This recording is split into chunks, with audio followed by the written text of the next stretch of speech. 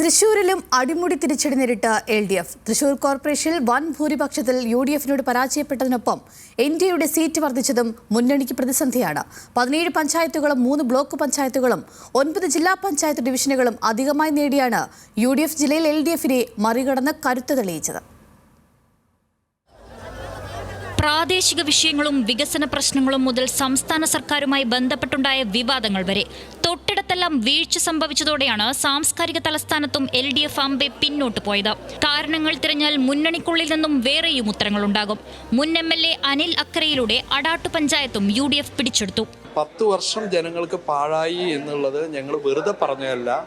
വോട്ടർമാരുടെ ഇടയിൽ ജനങ്ങളുടെ ഇടയിൽ സംസാരമാണ് ഞങ്ങൾ പറഞ്ഞത്. അത് പിന്നെ വോട്ടർമാർ മുഖവിലക്കെടുത്തു. അവർ ഞങ്ങളിൽ വിശ്വാസം അർപ്പിച്ചു.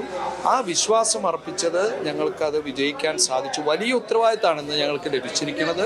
10 വർഷങ്ങൾക്ക് ശേഷം തൃശൂർ കോർപ്പറേഷനിൽ ഭരണം നഷ്ടപ്പെട്ട LDF-ന് കോൺഗ്രസ് വിജയിച്ച 33 ഡിവിഷനുകളേക്കാൾ തലവേദനയുണ്ടാക്കുന്നത് BJP നഗരത്തിലുണ്ടാക്കിയ മുന്നേറ്റമാണ്. മുസ്ലിം വനിതയെ സ്ഥാനാർത്ഥിയാക്കി അവർ നേടിയ വിജയം ആശങ്കയോടെയാണ് ജില്ലയിലെ LDF നേതൃത്വം നോക്കിക്കാണുന്നത്. തൃശൂർ ജില്ലയിൽ കഴിഞ്ഞ പ്രാവശ്യത്തെക്കാൾ ബഹുദൂരം മുമ്പോട്ട് പോകാൻ ഈ പ്രാവശ്യം BJP-ക്കും NDA-ക്കും സാധിച്ചിട്ടുണ്ട്.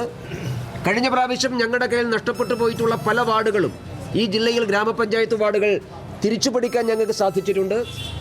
LDF-ഉം UDF-ഉം ഒരുമിച്ച് നിന്ന് ഞങ്ങളെ പരാജയപ്പെടുത്തിയ തിരുവല്ലാമല ഗ്രാമപഞ്ചായത്തിൻ്റെ ഭരണം വ്യക്തമായ ഭൂരിപക്ഷത്തോടുകൂടി ഞങ്ങൾ തിരിച്ചുപിടിച്ചിട്ടുണ്ട്.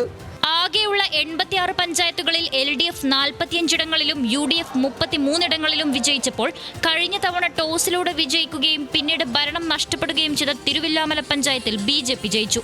അതേസമയം LDF-ഉം UDF-ഉം തുല്യനിരയിലെത്തിയ കൊടകര, അരിമ്പൂർ, മറ്റത്തൂർ പഞ്ചായത്തുകളുടെ ഭരണം ആർക്കെന്ന് നിശ്ചയിക്കാൻ ഇനിയും കാത്തിരിക്കണം.